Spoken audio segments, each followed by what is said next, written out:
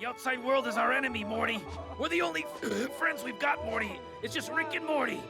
Rick and Morty and their adventures, Morty. Rick and Morty is one of the most popular TV shows currently running. The episodes are brilliant, hilarious, and sometimes deeply emotional. So how do you actually write a show like this? And what can we learn from the writing process of Rick and Morty? Like anything that's written well, there are things you can learn from and things that are specific to those who write the show. Hopefully, you can take away useful tools from this analysis to add to your own writing. Let's begin. Before we examine any particular episodes, let's take a look at the actual writing process for the show. Here's how I know Rick and Morty gets made. I wake up in the morning, at 10, get here at 11. We around, talk about TV until noon. Hopefully Justin comes in and goes like, I'm Mr. Jigglenuts! Oh, look at me, I'm Mr. Jigglenuts! And we all start laughing, and then we sit around and go, like, okay, what would Mr. Jigglenuts do? How does Mr. Jigglenuts feel? According to Dan Harmon, the show's ideas are essentially built off of Harmon and the other writers taking a seemingly stupid or weird concept from Justin Roiland and making it smart. My partnership with Justin gives me this really fun license to go, yeah, like, let's take this really dumb thing incredibly seriously. It's like a really freeing thing. This method of grabbing onto a wacky concept and making it smart has created some of the most memorable episodes of the show. I remember being in the writer's room, and I remember someone saying Rick turns himself into a pickle. I do just remember kind of immediately leaping on it and saying, well, because that sounds like such a dumb, innocuous thing, like, why would Rick do that? And the answer has to be the most complex thing. This is behind-the-scenes footage from the Rick and Morty writer's room in Season 1. The whiteboard on the far left is for ideas and general concepts. This allows for free brainstorming of ideas that can eventually be turned into the core elements of the episodes. We can see some ideas that made it into the show, like Meeseeks, and some that didn't, like Junk Drawer Planet. The middle board is a corkboard, where they begin to give structure and focus to these general concepts. In the middle of the corkboard, you can see an outline of a story circle. The story circle is extremely important to the structure of Rick and Morty. It works like this. A character wants something. They enter an unfamiliar situation, adapt to it, get what they want, pay a price for it, and return to their familiar situation having changed. This creates the structural foundation of a Rick and Morty episode. Some people immediately dislike frameworks like this, believing that this places the story into a formulaic box. However, I would highly disagree. Especially in a show as wild and conceptual as Rick and Morty, it's important to maintain a strong narrative structure to ground the episodes with a structural through line. Let's take a look at some examples from the show. In Rick and Morty Season 1, Episode 4, aliens hold Rick and Jerry captive in a simulation in an attempt to steal Rick's recipe for concentrated dark matter. Let's look at how it fits into the story circle. Rick, our character, starts off in a simulation. Rick wants to escape, but he also wants to scam the aliens who placed him inside the simulation. Scammers, Morty, and we're gonna take them for everything they've got. Rick adapts to this by overloading the simulation. This works, and Rick gets what he wants when he escapes. However, he pays for this when he finds out that he was inside a simulation that was inside a simulation. Rick returns to a familiar situation when he gets out of yet another simulation and finally blows up the alien ship. In this episode, Rick doesn't really change. He was, as usual, one step ahead the entire time. Final ingredient? On the third whiteboard, we see an outline for an episode broken up into 3 acts, as well as an A and B story. Most Rick and Morty episodes are broken up into an A story and a B story, with both stories having their own separate story circles. Essentially, Rick and Morty episodes are 2 7 to 12 minute short films that intercut back and forth. Let's go back to Season 1, Episode 4. In the B story, our character is Jerry. Jerry wants to do well at the pitch meeting, but he also wants to be successful and revered by his peers. Jerry enters an unfamiliar situation when he actually sells his idea at the meeting. So, I sold it? I sold the idea? Yes. Oh my God, thank you. But he feels like a fraud. Yet he adapts to his newfound success and gets a promotion. Wait, you know what? No! The milk people don't have a patent on simple rhetorical questions. Later that night, Jerry wins an award for his marketing pitch. He's gotten what he wanted. He is finally respected. But suddenly, the simulation glitches out and Rick and Morty come running in. He pays for getting what he wanted when he realizes this perfect day took place inside of a simulation. Jerry returns to his familiar situation by escaping with Rick. Jerry also doesn't change much in this episode. The only difference is he has now had a small taste of the life he wishes he could live. The story circle allows more freedom to focus on concepts, characters, and jokes. This can be a valuable tool in your own writing. Whether you're working on a 22-minute show, a short film, or a feature-length screenplay, the story circle can help you build your story with a strong narrative foundation. For those of you who'd like to write short films, take the A or B story of an episode and see how it works. Why does it still work as a story in 7 to 10 minutes? What's happening? Follow the story circle. Follow the changes the characters make. You can create a gripping story in a short period of time. It doesn't take 100 pages to create strong drama and character change.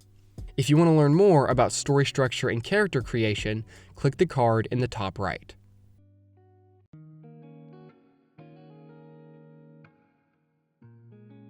The show is a funny sci-fi cartoon, but what really gives it lasting power is its depth and meaning. Rick and Morty deals mainly with ideas and problems like nihilism, depression, cynicism, and narcissism. The show centers around the idea that, in a multiverse so incomprehensibly large and complex, individuals could never find real meaning or purpose. Nobody exists on purpose. Nobody belongs anywhere. Everybody's gonna die. Come watch TV. However, even in a multiverse this expansive, there are small moments that hold their own meaning to those that share them. The planet is dying, the sun is exploding, the universe is cooling, nothing's gonna matter. The further back you pull, the more that truth will endure. But when you zoom in on Earth, when you zoom into a family, when you zoom into a human brain and a childhood and experience, you see all these things that matter. We have this fleeting chance to participate in an illusion called I love my girlfriend, I love my dog. How is that not better? Harmon's ideas and philosophical beliefs are embedded in the show, and the show uses these beliefs and ideas to place characters into conflict with one another. You sold a gun to a murderer so you could play video games? Yeah, sure. I mean, if you spend all day shuffling words around, you can make anything sound bad, Morty. The show's moral, philosophical, and ethical questions sit at the center of the show. And even if it's not completely apparent to its viewers, that is the reason they continue watching.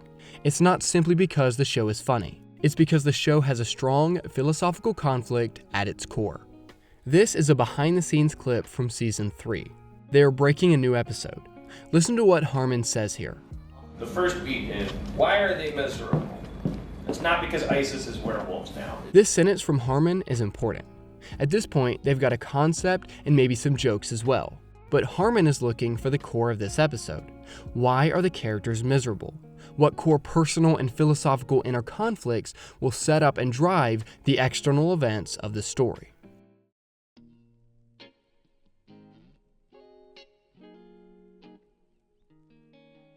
The characters inside Rick and Morty are deeply drawn, specifically created, and also are the vehicles that represent the different philosophies and moral ideas that the show grapples with. Rick believes he is as close to a god as any being could get.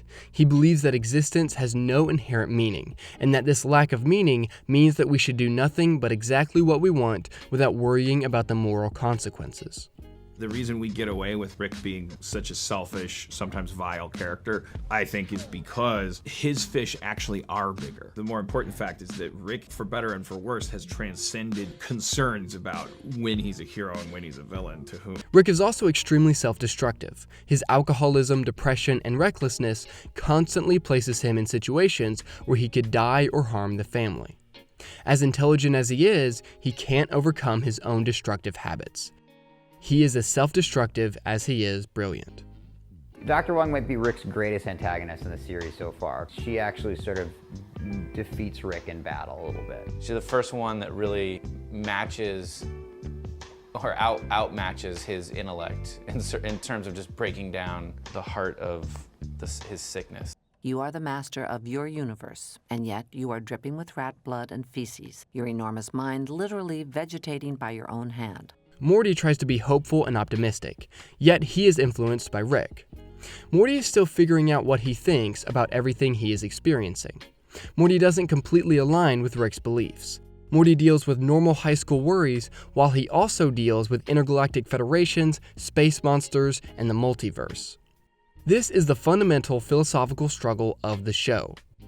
Rick is in no way a perfect role model, and no one sees Rick's destructive side like Morty does. There's a 40% chance it's a dud, but you should still stay back. Morty, how many of these? Too many, Rick! Too many! Man, I am really getting high-roaded today. Yet Morty also looks up to Rick, and feels like there's a lot that Rick is right about.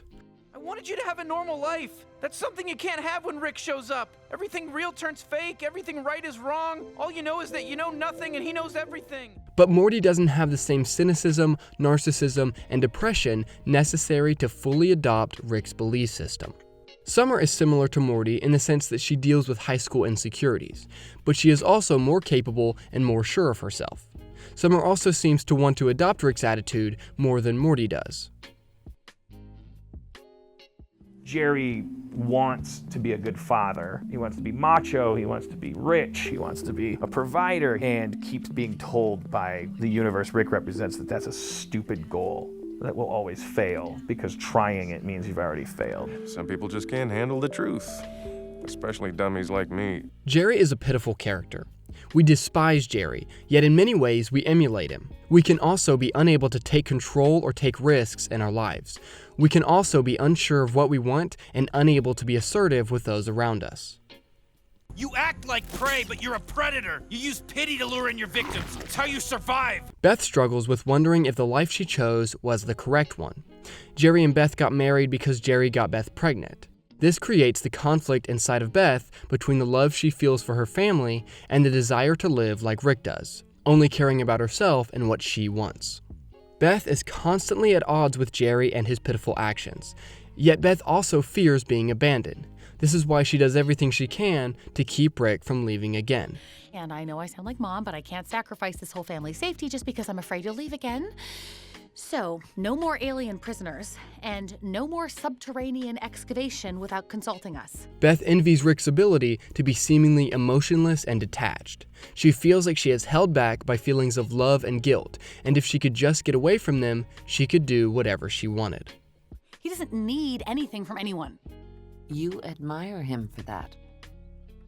It's better than making your problems other people's problems. Remember that when you're writing characters, we learn the most about them when they are put in positions where they must choose what they want and how they will live their life. The philosophical conflict, characters, and structure are the core of the show.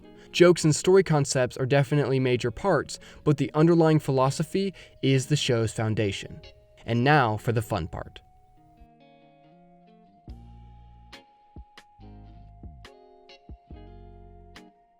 Moving upward into the night, you've got strength and energy. All of your muscles are feeling right. Just a man fighting to feel good. It's the sight of the predatory cat. The first thing you notice when watching Rick and Morty is the humor. You mean the blood dome? Save it for the semantics dome, E.B. White. Ooh, burn. The jokes are built off of Dan, Justin, and the rest of the writers' room. We'd break the story as a group, and then it would go to Dan. And when Dan would do a pass, he would mark sections with question marks. And then a joke room sits and they just riff. I like to make it a democratic process or do it in front of the writers, whittling them down to the favorite of the room. The show is packed full of jokes. Rick and Morty seasons 1 and 2 had an average of 5 to 6 jokes per minute. And season 3 had an average of 7 to 9 jokes per minute. It's important to note that, while flashy and noticeable, the jokes are not what holds the story together. Fantastic jokes cannot entirely save a stale or boring show. The brilliance of the show is its core, the philosophical conflict and the characters. And this allows the jokes to shine even more. Rick and Morty is a show built off of solid structural principles, deeply drawn characters, excellent humor, and a writer's room with fantastic chemistry. Using the story circle can help you write your own stories, from short films to TV episodes and even feature-length screenplays. Understanding the philosophical conflict at the core of your story will help you build stronger characters that deal with deep issues and keep the audience engaged. And if you want better jokes, well, I guess find your own Justin Roiland.